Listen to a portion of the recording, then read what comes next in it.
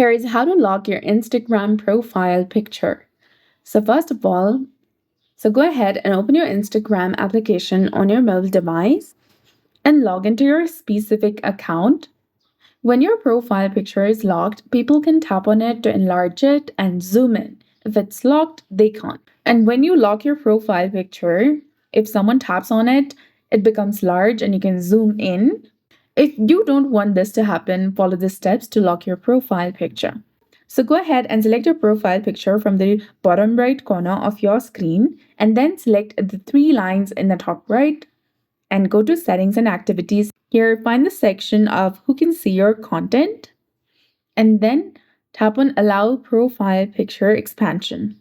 If you do not see that option over there, you can even search for it. But unfortunately, this option is not available in my region yet. If it is available in your region, you can tap on allow profile picture expansion.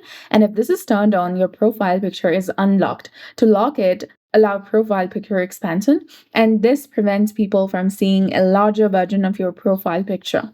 That's it. I hope you found this video helpful. If you did, please like, share, and subscribe. Thanks for watching.